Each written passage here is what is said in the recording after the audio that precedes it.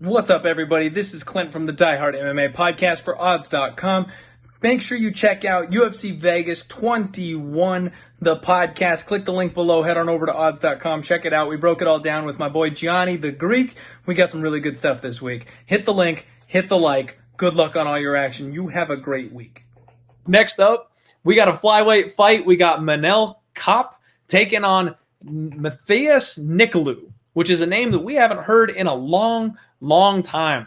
Nicolau, let's start with him. He was actually a Ultimate Fighter Brazil competitor, and he made it to the UFC.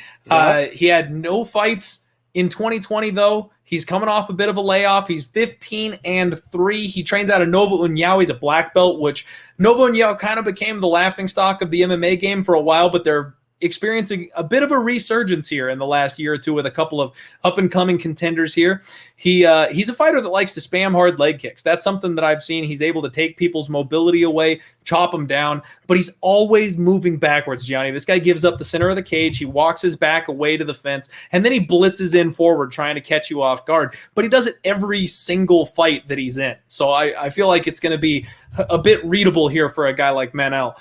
He relies on his chin. He's extremely hittable, has his hands down, and you can't do that in this spot, in my opinion. Manel is coming off of his first UFC, his UFC debut. He lost to Pantoja in a spot that I felt like was just a home run.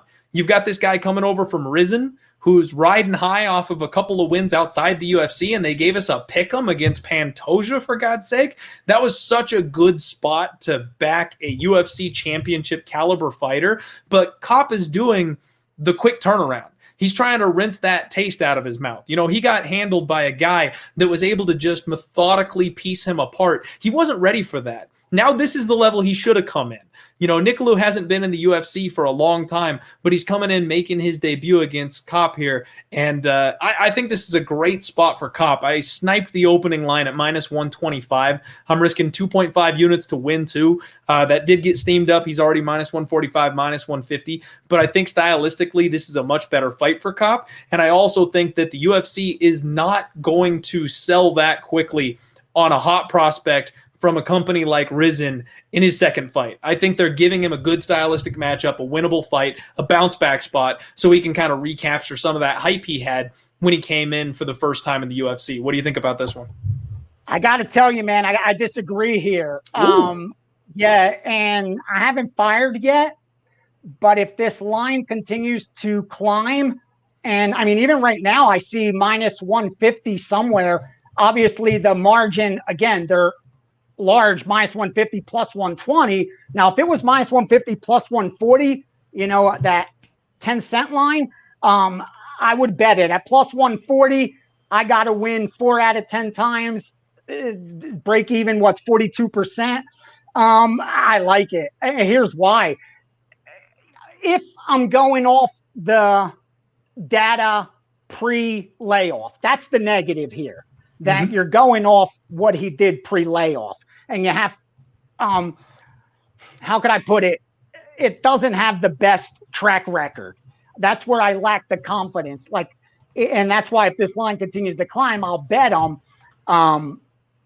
And I don't know how big of a play I'd make it because of that negative of the data being older. But it's as impressive as it comes, man. I mean, almost 2 takedowns per 15 minutes, 66% accuracy, 100% takedown defense, averages almost 4 significant strikes per minute, 70% defensive against significant strikes.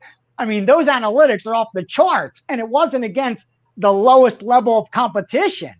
On the flip side, I think with Manel, you're really betting potential over credentials.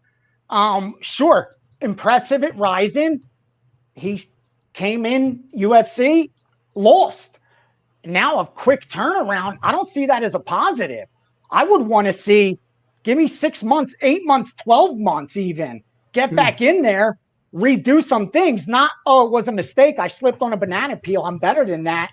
Maybe, I don't know. To me, that's ego more than anything else.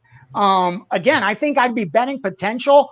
I mean, credentials over potential with Nicolau compared to potential. And I may be wrong, And again, the layoffs, what worries me, but I think the records there, kid's got only 3 losses. He's got 15 wins as a pro, 3 of them in the UFC. Again, the layoffs negative. I can't say anything about that. But other than that, man, last 2 times the kid fought, came out victorious, and you're going to give me him as an underdog. Not the worst bet I've ever seen. Okay. So we always love that disagreement here with the guest Gianni the Greek. He likes the dog in this spot. And late notice from Manel too, right? I mean, a little bit. He's in hella good shape, though. Let me tell you. I think he got pissed off. I think he went straight back to the gym because, I mean, let's be real. He didn't get hurt in that fight with Pantoja. That was no. That was a unanimous decision. Match. Yeah. So he went right back to work. He's in damn good shape. I always make sure I stalk these people on Instagram to find out what kind of shape they're in before I pull that kind of a trigger. And he's ready to rock. And that's where I'm going to go with the motivation here. I mean, you might be right. Nicolau, he does not have a bad record. So just because we haven't seen him for a while doesn't necessarily mean he's a bad fighter. But he's only got 2 losses, and both of those were by knockout. And that's where Manel is fast, man. If this kid tries to drop his hands and rely on that chin against Kape, I think he's going to sleep. Here's what supports your bet too. If you've seen the sharp money has come in that this will not go to distance, and that's rare for flyweights. 4 out of 10 times it doesn't go to distance. 6 out of 10 times the judges get involved. And yet the yes was favored -125. Now the no's a -130. So you went from, the market thinking 46%, now thinking, 44%, now thinking 56%. Like, that's a jump, man. That's some movement for flyweights, especially for flyweights. You rarely see that. So yeah, that supports your backing of the favorite, and the line's definitely moving in your direction. But I like the dog, man. I feel I'm a sucker for the dogs. Well, and that's that under may not be a bad look, Gianni, because the only 2 losses by finish that Manel has had have come by submission, and that's prime positioning for a high-level Novo and Yao black belt like Matheus. So we could have a war on our hands, man. That under 2.5 is -110, -115. So maybe a violence bet in play here for Saturday too. Okay.